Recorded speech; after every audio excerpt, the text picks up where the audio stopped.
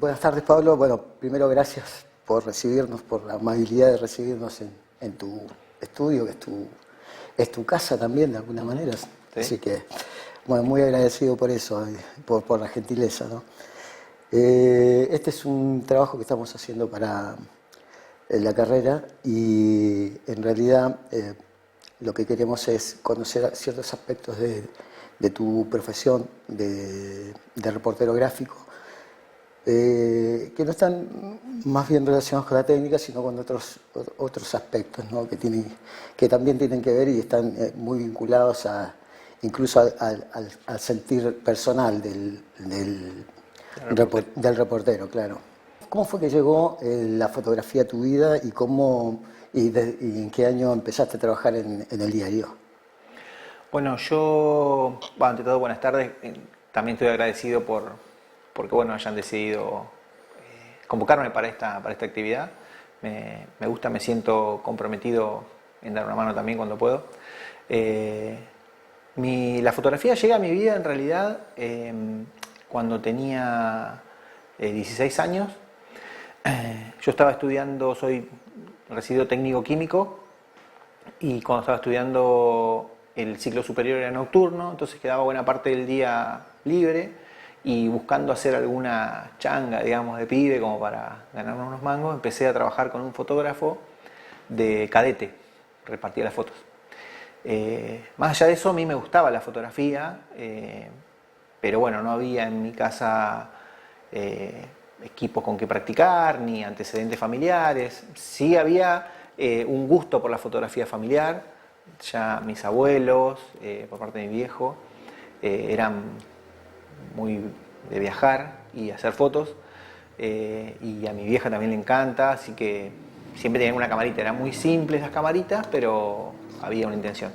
Así que empecé a trabajar con un fotógrafo de sociales que se llama Juan Carlos Casado, que ahora no vive en Bahía, pero un tipo muy generoso, muy inquieto. En aquel momento tendría, calculo yo, 40 años. Bueno, así que ahí arranca mi cercanía a la fotografía. Él era fotógrafo de eventos sociales, y ya digo, era como bastante inquieto, un tanto atípico. Compraba libros, revistas de fotografía, y yo, mientras él preparaba los pedidos, miraba las cosas que él compraba, ¿viste? Me gustaba leer y él me las prestaba y yo las consumía, digamos. Y en un momento iba a hacer yo un viaje de una semana en un campamento religioso, y me dice, dice, ¿te vas? Dice, ¿tenés una cámara para llevarte? Digo, no, la verdad que no tengo. Entonces, muy generoso, me prestó una reflex, ¿no? Una Canon AE1, me acuerdo. Así que bueno, compré 5 rollos en aquel momento, que era una buena plata, y me fui con esa cámara, con un lente normal, a ese campamento de una semana en Buenos Aires. Y bueno, en esa semana traté de poner en práctica eso que en realidad venía leyendo, ¿no? Y bueno, cuando llegué a Bahía, revelamos los rollos y él miró y dijo, che, está bien, dice, ¿no querés? Dice, empezar, dice, ¿me querés acompañar cuando yo voy a laburar? Dice, y por ahí aprendés el oficio. Así que bueno, ahí empezó un poco mi acercamiento a la fotografía. Soy bastante curioso, así que a partir de ahí siempre intenté, digamos, aprender todo lo que pude de Juan Carlos, y siempre buscando de una manera quizás autodidacta por la época, ¿no? No había cursos disponibles, es decir, lo que se podía conseguir era de libros, revistas, no mucho más, ¿no? Bueno, y ahí empezó mi derrotero, digamos. En realidad era muy chico, a los 18 más o menos, me junté con unos chicos que hacían una revista acá en Bahía, con Daniel Muñoz. Después fue concejal, es un amigo que hacía una revista mensual de interés general, llamada Imagen Pública, y con Lidia, que trabajábamos ahí en la parte de redacción, qué sé yo. Y bueno, ahí fue un poco mi acercamiento a la fotografía periodística, de alguna manera, ¿no? Tuve un tiempo de transición donde me dediqué a hacer eventos sociales y algunas cosas de laboratorio blanco y negro. Yo desarrollé bastante lo que era el laboratorio blanco y negro en algún momento, haciendo algunos trabajos para CONICET, de revelado y copiado, ¿no? de esas cosas. Y después empecé a trabajar como técnico químico, hasta que surgió una vacante en el diario, en La Nueva, donde buscaba un fotógrafo, así que bueno, me presenté y me tomaron una prueba y con el tiempo me convocaron. Eso fue en el año 97. Y bueno, de ahí para acá estoy en la nueva. ¿Y cómo recuerdas? Porque vos empezaste con la fotografía analógica, por supuesto. ¿Y cómo fue ese paso? ¿Cómo recordás ese paso de la fotografía analógica a la digital? Y recuerdo con la expectativa que se generó, ¿no?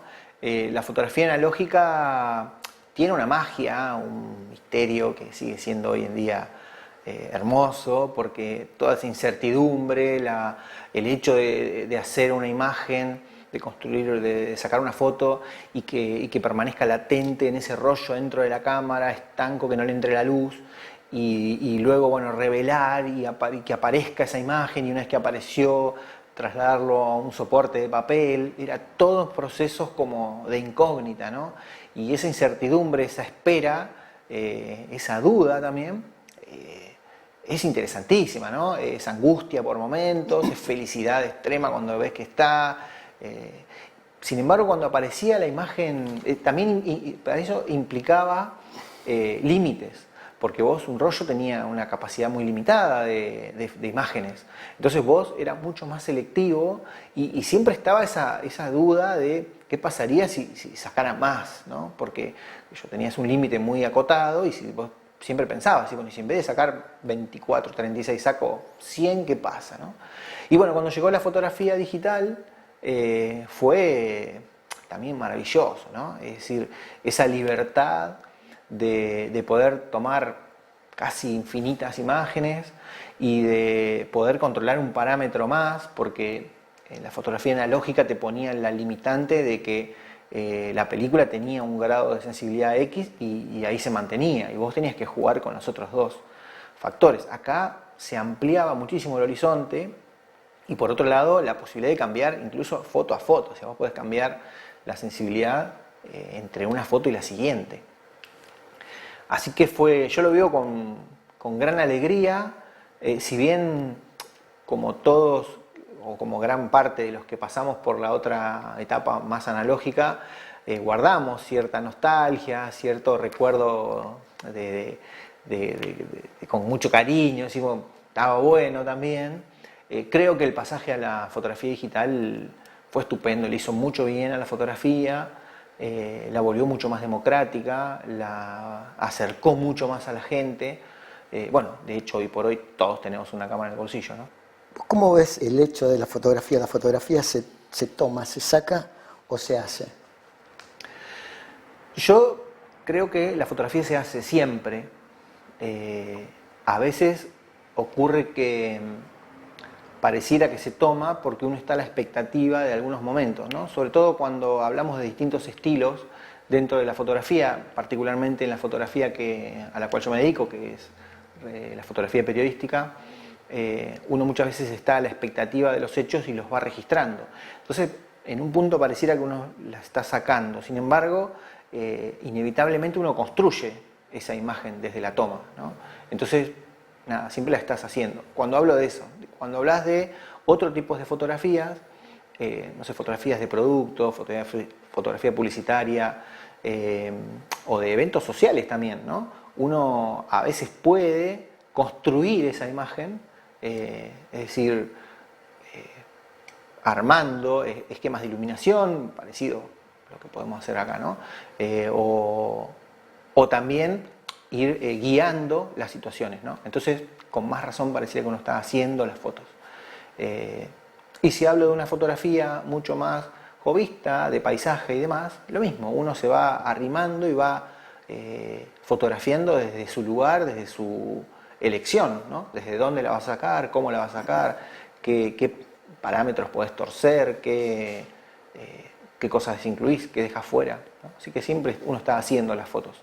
Si la foto se hace, ¿no? En definitiva, ¿cómo funciona la subjetividad en el trabajo fotoperiodístico? ¿Se puede llegar a manipular la realidad desde la toma? Sí, es decir, ahí hay una cierta, yo digo, un arrastre, ¿no?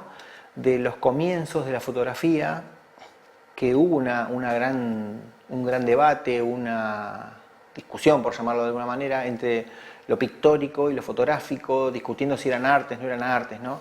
Y la fotografía se hizo fuerte en aquel momento con esa propuesta de representar la realidad, ¿no? Como diciendo, bueno, el pintor, el dibujante podía cambiarla, porque si un árbol le molestaba, lo evadía, o si un rostro tenía ciertas características, el dibujante o el pintor podía manipularlo y hacerlo más lindo o más armónico, ¿no? Sin embargo, la fotografía, digamos, en aquel momento se planteaba esta situación de que era más objetiva, era un documento irrefutable de la realidad.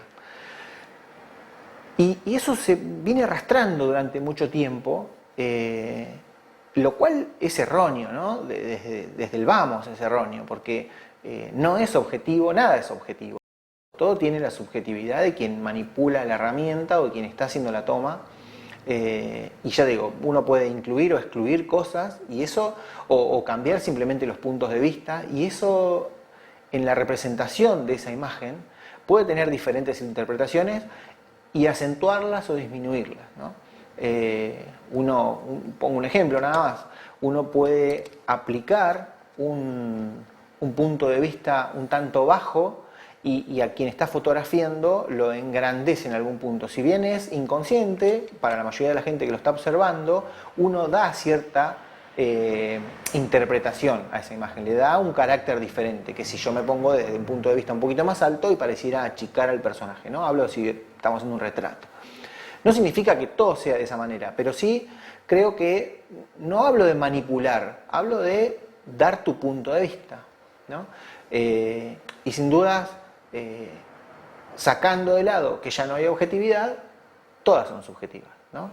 Y la manipulación puede tener que ver con intereses, a veces personales, a veces institucionales, a veces mediáticos, ¿no? Depende del carácter que uno quiera aplicar. De hecho, puede, en la selección de la cantidad de imágenes, generar una línea de mensaje que por ahí no tenga que ver exactamente con el que dio el reportero o el fotógrafo, ¿no? Hablando de los medios. Sí, y cómo, en ese sentido también, ¿cómo hace el reportero gráfico, el fotoperiodista como trabajador de un medio, cómo balancea a veces ese compromiso social que tiene, que puede llegar a tener, con su función, en función de los intereses del medio en el que trabaja? ¿Cómo se separa esa cuestión? Yo creo que no se puede separar. Entiendo que cuando uno está trabajando en relación de dependencia, de alguna manera conoce el medio para el cual está trabajando y no podés alejarte demasiado o sea, sí podés, a lo que voy es que sabés que probablemente haya una zaranda de ese trabajo y que algo más parecido a lo que busca el medio. Creo que la forma de poder terciar en esa situación es tratar de ser lo más honesto posible con uno mismo y poder decidir bajo sus reglas éticas, digamos, personales, ¿no? Todos tenemos una construcción ética, social, moral, llamémosle de alguna forma, que nos va formando y nos constituye como personas.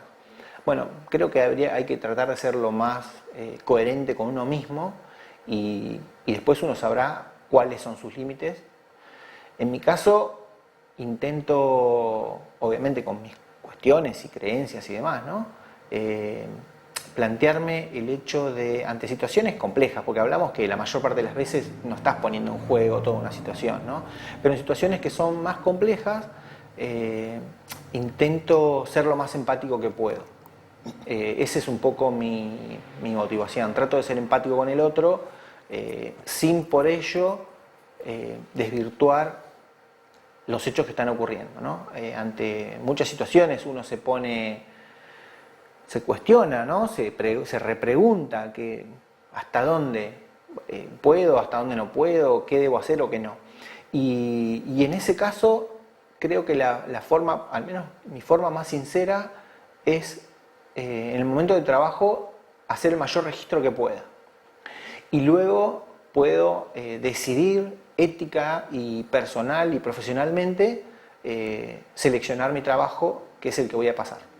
José Luis Cabezas es el caso más emblemático, es un caso que ya ha quedado en la historia, creo que de la República, ¿no?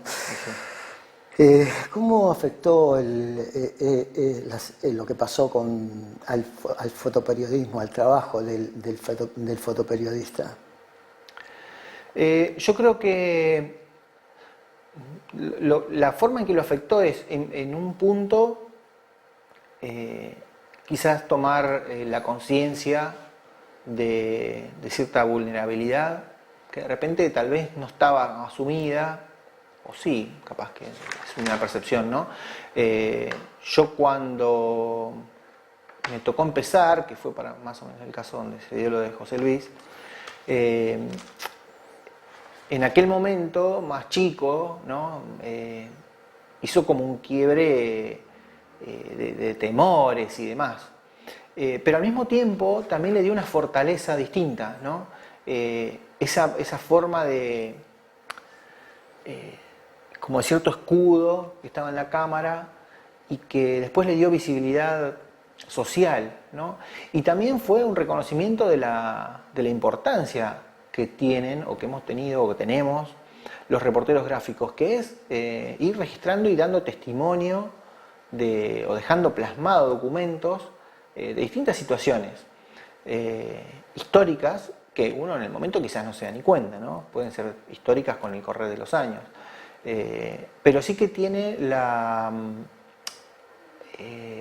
rigurosidad, digamos, o por lo menos debería tener en todos los casos, de hacer un registro que tenga que ver con lo datado, es decir, no solamente la toma o el hacer fotografías, sino incorporar dentro de ese material información que en el futuro pueda ser como comprobable, ¿no? Y datada. Es decir, vos decís, bueno, en el 5 de mayo de 2022 ocurrió tal cosa, y eso es un testimonio, no es solamente el hecho de hacerlo, ¿no? Hoy por hoy luchamos con, no es la palabra luchamos, convivimos con infinidad de imágenes, que también pueden ser testimonios. Lo que está ocurriendo es que probablemente dentro de unos años, y esta es una discusión sana que se da en muchos ámbitos, no quede nada de todos estos registros, ¿no? Y eso no está bien. Por eso creo que dentro de lo profesional de la actividad está justamente tomar conciencia de eso y buscar los métodos y las herramientas para que siga siendo un testimonio válido dentro de un tiempo, ¿no? ¿Cómo se maneja el efecto psicológico en un grupo de personas, ¿no?, que produce la presencia del fotógrafo en un momento de tensión? Estás en una manifestación que toma un cauce, se sale de cauce, ¿no?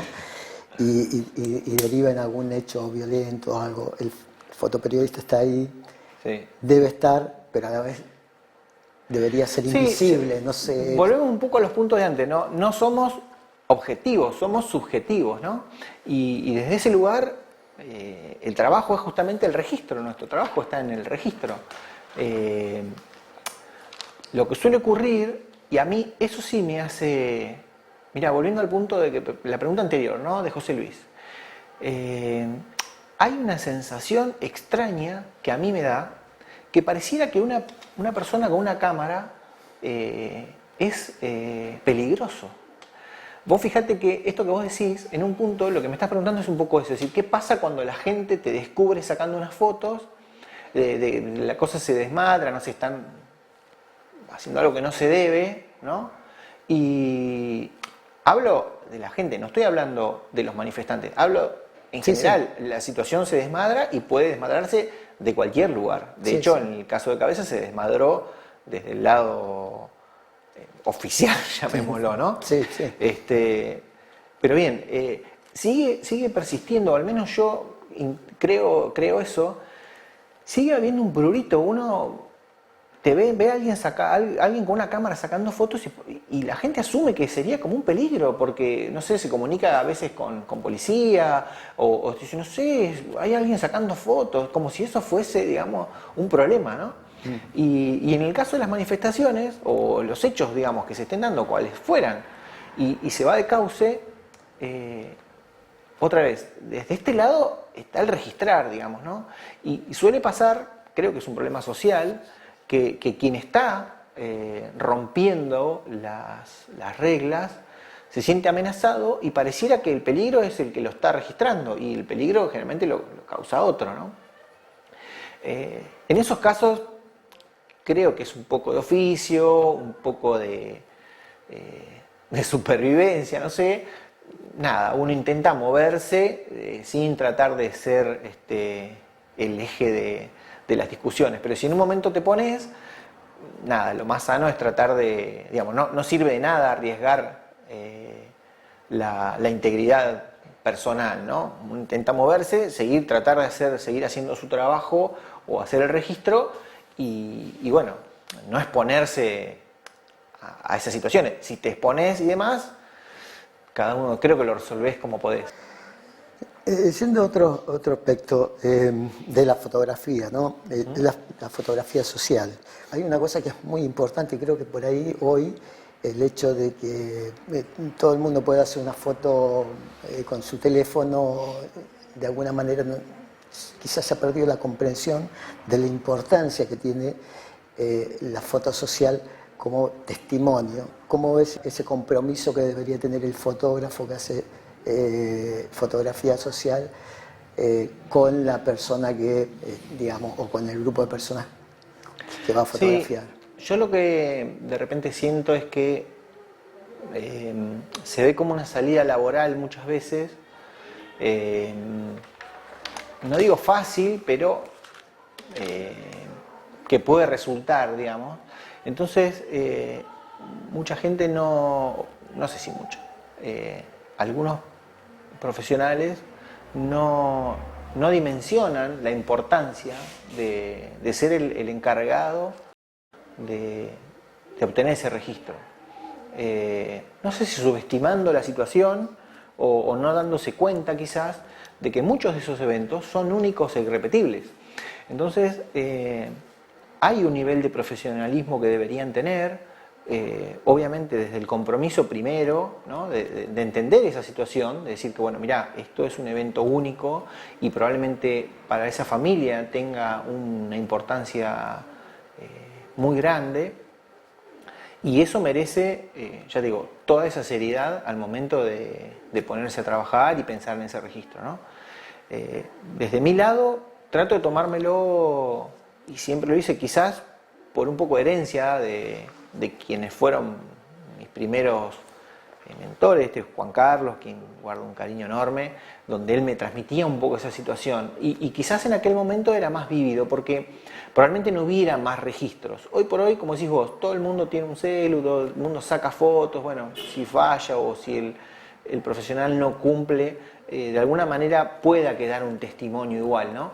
Pero en aquellos primeros años, cuando, ya te digo, hace 30 años atrás o más, cuando yo empecé, probablemente la única cámara que hubiera era la del fotógrafo social que llegaba para hacer las fotos. Entonces había una conciencia mucho más marcada de esa responsabilidad.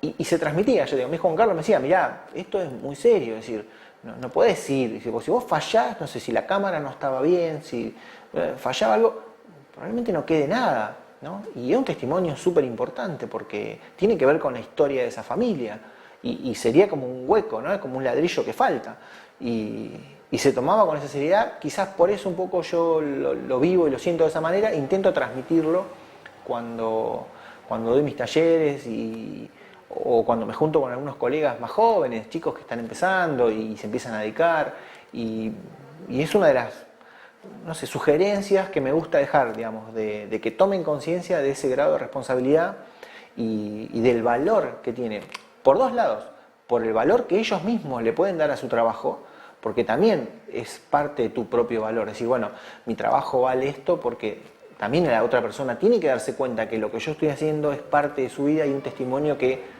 si yo fallo ellos no van a tener. ¿sí? Y por otro lado, para que también asuman esa responsabilidad y no lo tomen como algo tan liviano, simplemente que lo hagan como profesionalmente y con esa seriedad, ¿no? En cuanto a la comprensión, y cuando uno está aprendiendo, ¿no? Que sos docente también, ¿cómo llega a afectar la frescura de la fotografía cuando se adquiere la técnica y se empieza a desarrollar todo eso, ¿no? Porque pareciera ser que después uno no puede de alguna manera escapar a hacer una composición ordenada o un encuadre que tenga que ver, no sé, con la regla de los tercios, una cosa así. Sí. Y en cambio, cuando uno desconoce eso porque está empezando, a lo mejor lo rompe sin saberlo y tiene esa frescura la fotografía, ¿no? Sí. ¿Cómo? Yo creo que en principio, si bien es remanida la frase, digo, hay que conocer las reglas para poder romperlas. Respecto a esa frescura que vos decís, por momentos se sobrevaloraba, como diciendo, bueno, yo no me atengo a ninguna regla y esta es mi fotografía, y entonces, no, qué fotografía es distinta, lo cual está muy bien. Lo que no sé si de repente es lo más interesante, porque con correr el tiempo te empezás a adquirir, digamos, esas reglas que vos estás diciendo, que uno las va aprendiendo, y la construcción de lo que a veces se conoce como un estilo es lo que para mí termina dándole la frescura, porque la frescura permanente no va a existir, porque yo por lo menos creo que no, porque uno va condicionándose por esos conceptos personales, propios, gustos. Ahí dentro de lo que es la fotografía, y creo que en muchos de los rubros, ¿no? Uno no es solamente un fotógrafo y porque técnicamente lo hagas, también te vas construyendo y te vas nutriendo, y te nutrís de todo, te nutrís de música, te nutrís de libros, te nutrís de películas, te nutrís de series, te nutrís de cine, te nutrís de charlas, un montón de cosas, y eso va conformando tu manera, ¿no? Uno quisiera creer que seguimos estando en una evolución, o sea que esa frescura en realidad tendría que ver, por lo menos para mí, con esa evolución. Obviamente con el correr del tiempo uno se acartona, por llamarlo de alguna manera, pero bueno, el hecho de querer evolucionar te hace consciente de ese acortonamiento, y creo que la búsqueda de romperlo es lo que no debería perderse, ¿no? Entonces, tratar de ser que esa frescura tenga que ver con una permanente evolución y el darse cuenta que uno de repente se quedó quieto y está bueno romper, con los que eso cuesta, ¿no? Los lugares de confort uno los adopta y los quiere mantener, pero hacerlo consciente de que estás ahí y salirse de eso implica darle frescura a tu estilo, a tu forma, ¿no? Hoy hay un tratamiento en la fotografía digital, parece muy intenso, ¿no? En algunos casos. Sí. O sea, hay un retoque que a veces termina siendo tan intenso que la imagen termina no representando el objeto, digamos, fotografiado, ¿no? que está en la imagen. ¿Cómo se ve eso? ¿Cómo se debe evitar eso o también tiene un valor en sí? Yo creo que es totalmente válido. Sin embargo, creo que en todo caso debería haber, no sé si una advertencia, sino una aclaración de que cuando eso ocurre quede de manifiesto. A veces tiene que ver con gustos estéticos, estilos, ¿no? Artísticos, y está muy bien, donde uno notablemente se da cuenta que hay una manipulación de esa imagen a través de un proceso que tiene casi tanto valor o más que el hecho de haber hecho la fotografía, ¿no? Porque de repente hay algunos trabajos que son extraordinarios, lo que logran en un final, ¿no? Más allá de los gustos, podría gustarte más o menos, pero hay trabajos que son sumamente interesantes y valuables, digamos, ¿no? Valorizables, o no sé cómo decirlo, pero que tengan un valor en sí. A mí no me agrada del todo la situación cuando trastoca demasiado sin advertir. Entonces, prefiero, quizás por mi trabajo, ¿no? darle ese grado de credibilidad, digamos, valoro, digamos, la subjetividad de quien haya hecho la toma, pero si está demasiado trastocada y no logro darme cuenta, porque hay gente que trabaja súper bien y podría modificar cosas que la hagan cambiar, quiero decir, ¿no? Es decir, porque yo podría saturar un cielo y que no sea todo lo real que era en el momento de la toma, porque de hecho, si uno piensa simplemente en pasar una foto a blanco y negro, eso ya trastocó completamente la realidad porque no es blanco y negro, ¿no? Y ahí estamos hablando de algo que uno naturaliza y sin embargo, o sea, es algo que uno lo ve con total naturalidad y pareciera, muy pocos discuten, pero ¿cómo es blanco y negro? Si no existe blanco y negro. Y ahí estaríamos trastocando muchísimo la imagen, ¿no? Pero bueno, creo que en todo caso debería haber una aclaración de cuando es exagerada esa manipulación. Bueno, vamos a ir ya cerrando. No sé, no un consejo, pero sí algo para que aquel que empieza o tiene un interés o una inquietud sobre esta actividad, ¿no? que le pueda ser útil o que quizás vos le podrías decir, ¿no? Yo, si tuviera que decirle a alguien que le gusta la fotografía, es que la desarrolle, que en principio intente aprender, que busque conocimientos que fortalezcan eso, ¿no? Y luego que lo disfrute. Hay una frase que me gusta, es que viva la fotografía, porque sigo disfrutando muchísimo el hecho de salir a fotografiar. Después de un montón de años donde han pasado situaciones donde, como todo, ¿no? Se transforma en un trabajo y uno pierde el gusto. Y no sé si el gusto, pero sí es como que se vuelve algo que permanentemente haces y parece no traerte demasiado. Sin embargo, busco desprenderme de eso y seguir disfrutando del acto fotográfico, ¿no? Por lo menos a mí me encanta la captura, es decir, y lograr una imagen y buscarla, que no sea esto que decíamos hoy, construir esa imagen, ¿no? Buscarla y hacerla. Y una vez que la hice, es como que me da mucha felicidad, mucho placer. Quienes se acercan a esto, vuelvo otra vez, que busquen conocimientos, que estudien, que busquen información. Hoy por hoy las posibilidades son infinitas. La web es la biblioteca más grande que hay.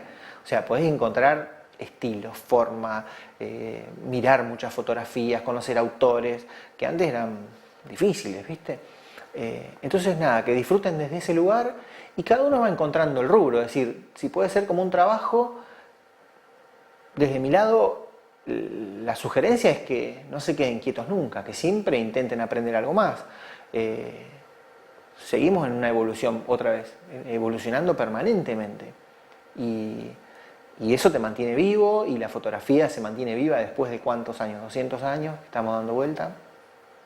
Y sigue tan viva como en aquel momento. De hecho, todo el mundo está sacando fotos, todo el mundo está haciendo fotografías, vivimos en un mundo muy visual. Entonces, mi sugerencia es que lo cultiven, que lo desarrollen, que busquen relacionarse con otros que les guste, que amen la fotografía.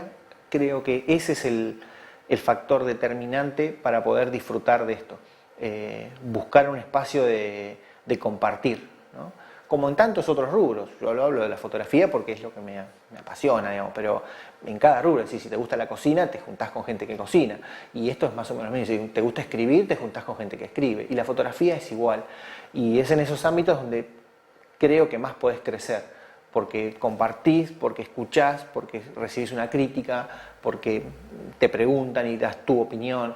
Y ahí creces y lo disfrutás, ¿no? Y ya digo que disfruten, ¿no? Y ya digo, las posibilidades son infinitas, nunca hubo tantas cámaras disponibles como en este momento. Así que es cuestión de aprender un poco, saber y disfrutar. Bueno. Nada, así que como frase final, que viva la fotografía.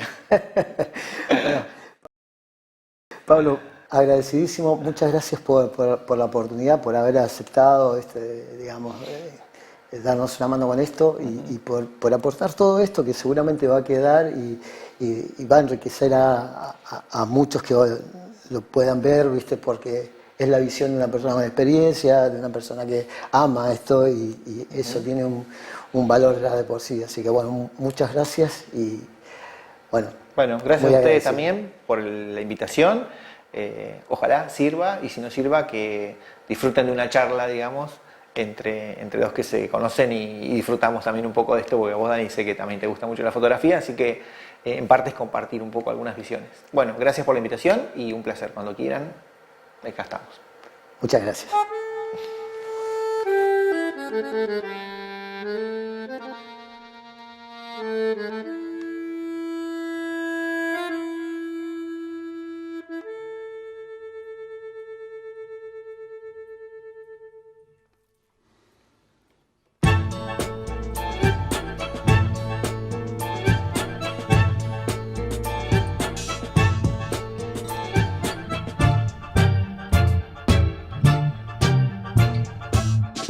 Descubrimos vos y yo en el triste carnaval una música brutal, melodías de dolor.